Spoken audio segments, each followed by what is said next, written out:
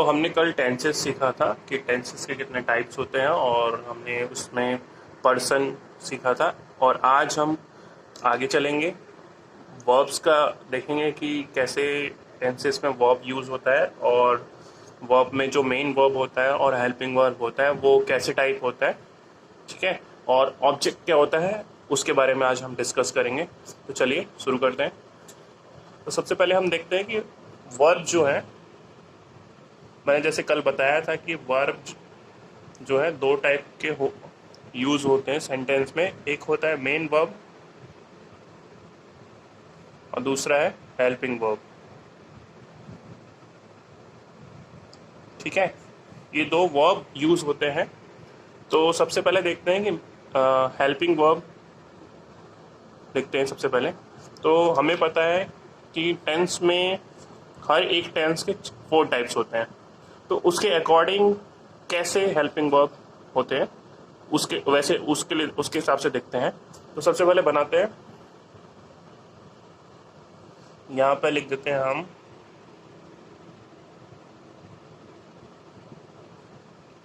Present, ठीक है। और फिर यहाँ लिखते हैं पास्ट और लिखते हैं फ्यूचर, ठीक है। अब यहाँ पे उसके टाइप्स लिख देते हैं ताकि हम इजीली समझ सके हेल्पिंग वर्ब्स। तो सबसे पहले हम सिंपल टेंस बोलते हैं और कई बुक्स में इनडेफिनेट टेंस भी बोला जाता है। तो यहाँ पे हम लिखते हैं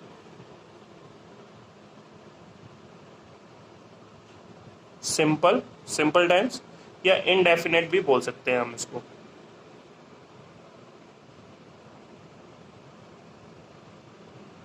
इनडेफिनेट टेंस भी बोला जाता है, ठीक है।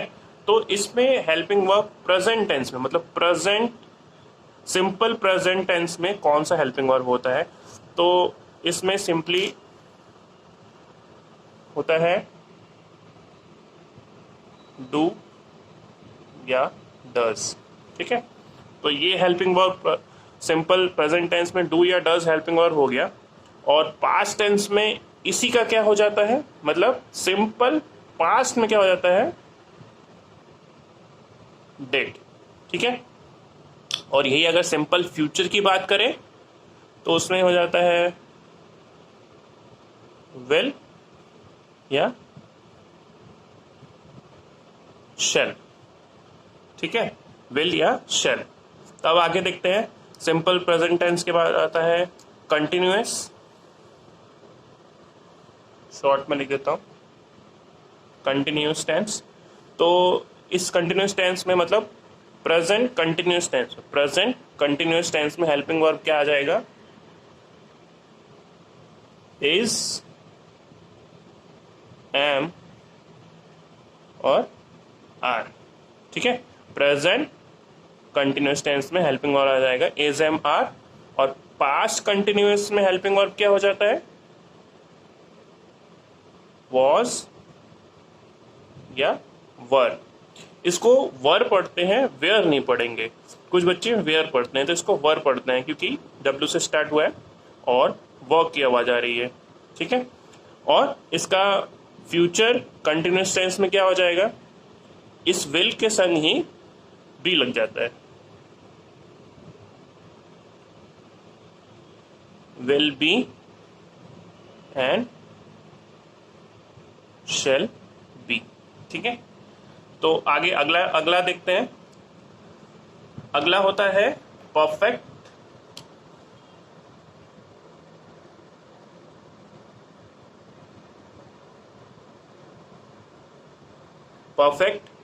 तो perfect present perfect tense, past perfect tense, future perfect tense. तो प्रेजेंट परफेक्ट टेंस में क्या हेल्पिंग वर्ब होता है, हैज या हैव होता है, हैज या have.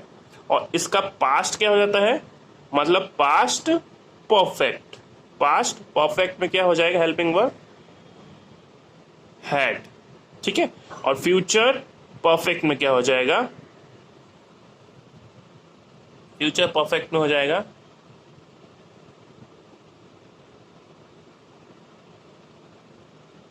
Will have,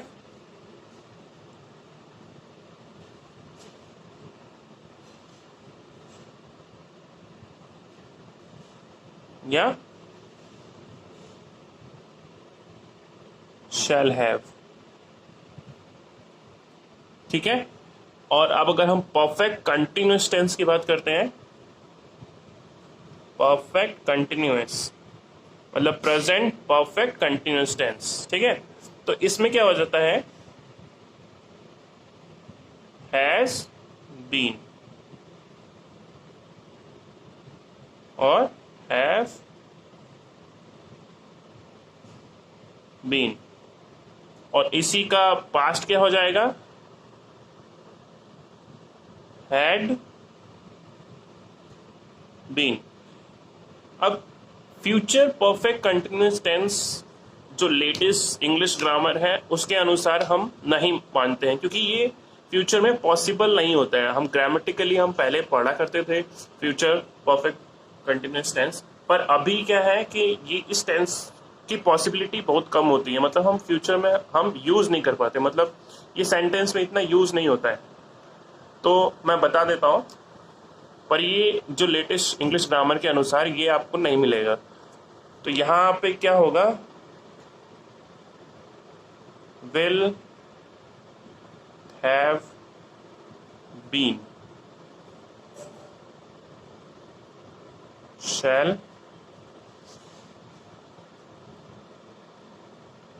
have been. तो ये तो हमारा हेल्पिंग वर्ब था, ये हमारा क्या था, हेल्पिंग वर्ब, हेल्पिंग वर्ब। ठीक है, अब हेल्पिंग वर्ब हो गया तो हमने पर्सन सीख लिया। सेंटेंस में हमने देखा था कि सेंटेंस में पर्सन चाहिए होता है और हेल्पिंग वर्ब, मेन वर्ब और ऑब्जेक्ट। तो हेल्पिंग वर्ब एक मेन हेडेक दूर हो गया। अब इसको आप लर्न कर लेंगे तो आप यूज जो है आप सेंटेंस करने में आसानी होगी। अब हम समझते हैं कि मेन वर्ब कैसे यूज किया जाता है। मेन वर्ब बहुत आसान है, तो देखते हैं मेन वर्ब।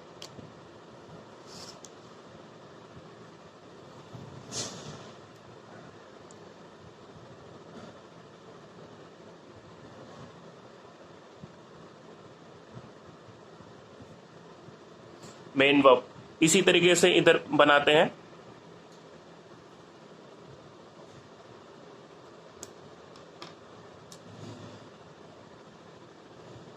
यहां पर भी लिख देते हैं प्रेजेंट,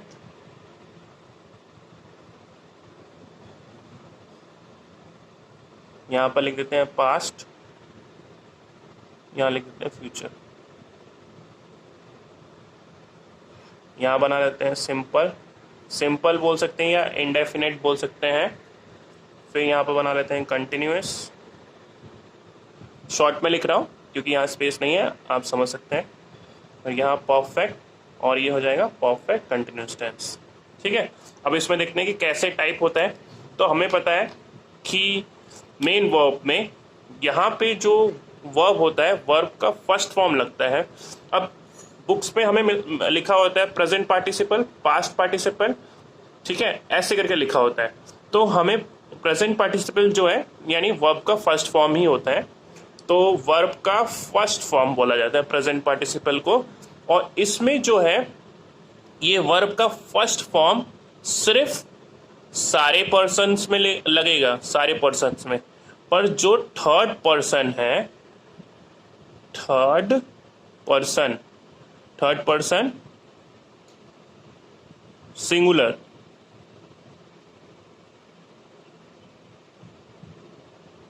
थर्ड पर्सन जो सिंगुलर है उसमें ये वर्ब का फर्स्ट फॉर्म, इसमें जो वर्ब का फर्स्ट फॉर्म लगता है थर्ड पर्सन सिंगुलर में, उसके संग हम एस या ई एस लगाते हैं। ठीक है, एस और ई एस लगाते हैं। मैं बताऊंगा अभी कि वर्ब के फर्स्ट फॉर्म में थर्ड पर्सन में कब एस लगाते हैं, कब ई एस लगाते हैं। अब देखते हैं, सिंपल प्रेजेंट टेंस में वर्ब का फर्स्ट फॉर्म लगता है, पर जो थर्ड पर्सन होता है सिंगुलर उसमें वर्ब का फर्स्ट फॉर्म और एस और ई एस लगता है। अब सिंपल पास्ट में वर्ब का सेकेंड फॉर्म लगता है, ठीक है, यानी पास्ट पार्टिसिपल लगता है। ठीक है, पास्ट पार्टिसिपल। अब आगे देखते हैं, सिंपल फ्यूचर में वर्ब का फर्स्ट फॉर्म ही लगता है। ठीक है, अब यहां पे देखते हैं कंटिन्यूस जो है प्रेजेंट में, उसमें वर्ब का फर्स्ट फॉर्म और आईएनजी लग जाता है। मतलब वर्ब का फर्स्ट फॉर्म लगता है और आईएनजी लग जाता है। ठीक है, आईएनजी लग जाता है, वर्ब का फर्स्ट फॉर्म प्लस आईएनजी, मतलब ये वाला वर्ब का फर्स्ट फॉर्म उसके संग आईएनजी लग जाएगी। जैसे एग्जाम्पल की मैं अभी एग्जाम्पल देके बताऊंगा। तो अब इसका जो पास्ट कंटिन्यूस रहेगा उसमें भी वर्ब का फर्स्ट फॉर्म आईएनजी लग जाएगा। ठीक है, और इसमें भी वर्ब का फर्स्ट फॉर्म प्लस आईएनजी। ठीक है, अब परफेक्ट में मतलब प्रेजेंट परफेक्ट टेंस में क्या होगा, वर्ब का थर्ड फॉर्म लगेगा। ठीक है, ठीक है, तो और इसमें भी वर्ब का थर्ड फॉर्म लगेगा और इसमें वर्ब का थर्ड फॉर्म। और perfect continuous tense, perfect continuous tense में वर्ब का फर्स्ट फॉर्म प्लस आईएनजी। जैसे कंटिन्यूअस टेंस में हो उसमें भी यही होगा, वर्ब का first form plus ING, verb का फर्स्ट फॉर्म प्लस आईएनजी। ठीक है, अब इसमें एक डाउट ये आया था कि ये वर्ब का फर्स्ट फॉर्म प्लस एस और ईएस थर्ड पर्सन के संग कैसे पता चलेगा कि वर्ब के फर्स्ट फॉर्म के संग एस और ईएस लगाना है। ठीक है, तब आप फिर से इसको देख लेते हैं एक बार रिवाइज करके कि वर्ब का फर्स्ट फॉर्म लगेगा सिंपल प्रेजेंट टेंस में, वर्ब का सेकंड फॉर्म लगेगा सिंपल पास्ट में, और वर्ब का फर्स्ट फॉर्म लगेगा सिंपल फ्यूचर में। वैसे ही कंटिन्यूअस टेंस में भी, कंटिन्यूअस टेंस तीनों में वर्ब का फर्स्ट फॉर्म और आईएनजी का रूप ही लगेगा, और परफेक्ट टेंस में वर्ब का थर्ड फॉर्म ही लगेगा, और प्रेजेंट कंटिन्यूअस टेंस में वर्ब का फर्स्ट फॉर्म प्लस आईएनजी वाला लगेगा। अब डाउट है आपका कि यहाँ पे कि जो थर्ड पर्सन है उसमें वर्ब का फर्स्ट फॉर्म एस और ईएस लगना है। यहाँ पे दो चीज आ रहा है, अगर सिंगल हो तो कोई प्रॉब्लम नहीं आता है, पर यहाँ दो आ रहा है तो हमें कैसे पता चलेगा कि कब हमें वर्ब के फर्स्ट फॉर्म के संग एस लगाना है और कब वर्ब के फर्स्ट फॉर्म के संग ईएस लगाना है। तो चलिए यहाँ देखें, सिंपल वर्ड्स में देखते हैं। तो यहाँ पे जो पहले समझते हैं कि मैंने जो कल वीडियो बनाया था उस पर्सन में मैंने थर्ड पर्सन बताया, तो देखते हैं कि उन थर्ड पर्सन में कौन कौन लोग आते हैं। तो जो थर्ड पर्सन है,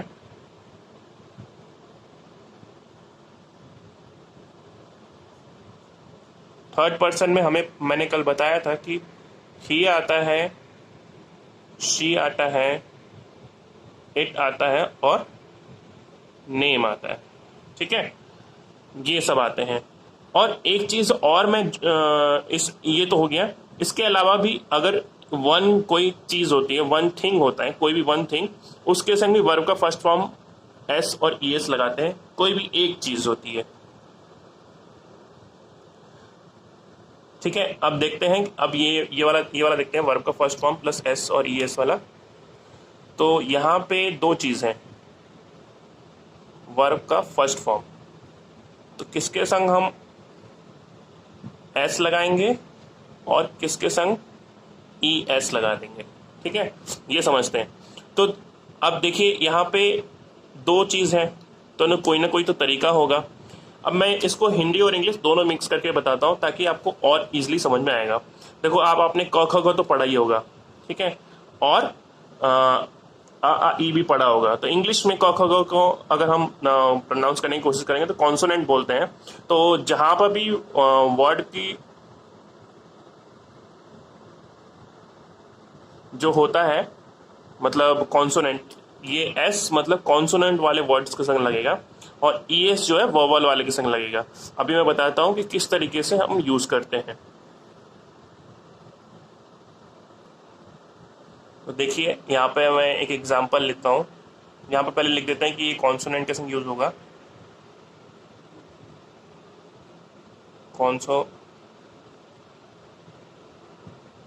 कॉन्सोनेंट के संग यूज होगा और ये वोवल्स के संग,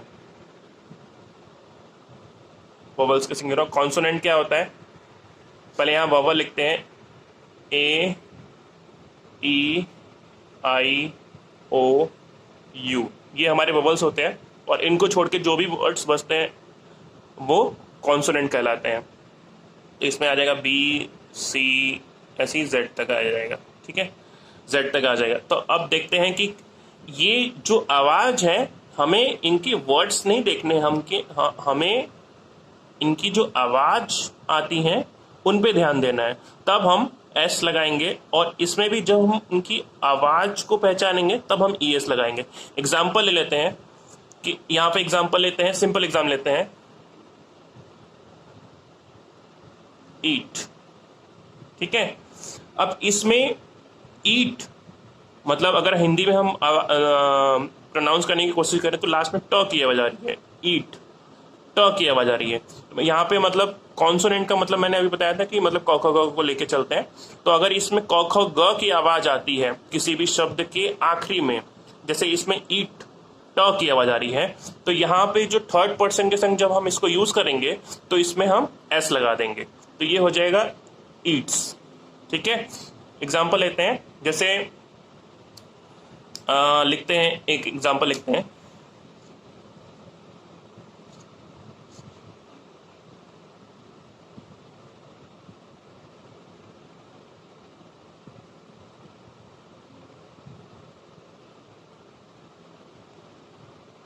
यहाँ पर लिखते हैं mini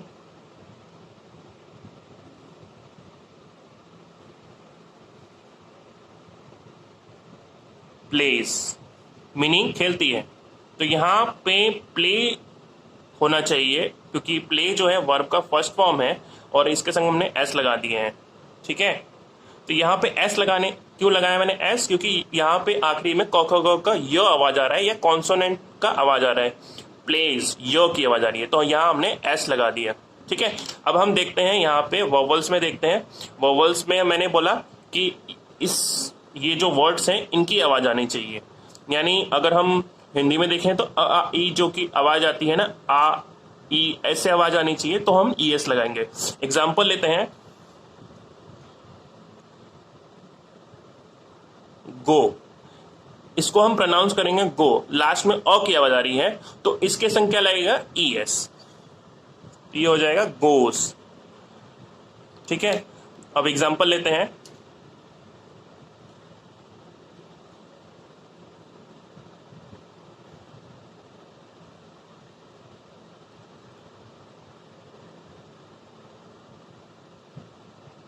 Ruchi goes to market, मतलब वो मार्केट जाती है। रुचि गोस टू मार्केट, मैंने यहाँ पे रुचि के संग गोस क्यों लगाया, क्यों रुचि, क्योंकि थर्ड पर्सन है, मैंने नेम, जैसे मैंने बताया कि थर्ड पर्सन मतलब इसमें नेम आता है, तो यहाँ पर जो नेम है रुचि उसके संग हमने गोस लगाया, क्योंकि इसमें जो गो अ की आवाज आ रही है इसलिए हमने उसके संग ई एस लगा दिया। ठीक है, और रुचि गोस टू मार्केट। अब थोड़े से एग्जाम्पल आपको समझ में आए होंगे, थोड़े बहुत एग्जाम्पल आगे भी हम समझने की कोशिश करेंगे, जैसे मैं टेंसेस बताऊंगा तो उसमें भी मैं और एग्जाम्पल लेके बताऊंगा। अभी आगे चलते हैं। अब यहाँ पे एक लास्ट जो सेंटेंस में जो रहता है वो रहता है ऑब्जेक्ट। देखिए, पर्सन और ऑब्जेक्ट में लोगों को हमेशा कंफ्यूजन रहता है कि पर्सन कैसे पहचाने, ऑब्जेक्ट कैसे पहचाने। तो उसके लिए मैं एक बताता हूं तरीका।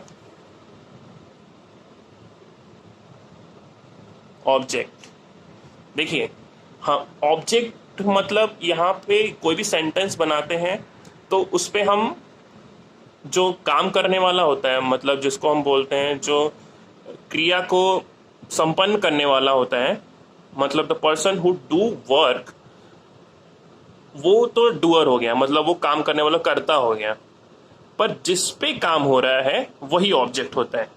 ठीक है, एग्जाम्पल के लिए लेते हैं, यहां पे सपोज मान लीजिए एक आदमी है, तो ये तो हो जाएगा डूअर। ठीक है, और ये क्या कर रहा है, मान लीजिए यहाँ पे उसका फील्ड है, मतलब उसकी खेत है, और ये इस खेत में काम करेगा। ठीक है, तो इस खेत में काम करेगा, तो ये तो हो गया डूअर, पर ये हो जाएगा उसका ऑब्जेक्ट। ऑब्जेक्ट हो जाएगा, क्यों, क्योंकि इस पे वो काम कर रहा है, जो काम कर रहा है, मतलब खेती करना, खेती करना जो है वहां पे वो उसका में वर्ब है, ठीक है, पर जिस पे काम कर रहा है वो उसका ऑब्जेक्ट है, ठीक है।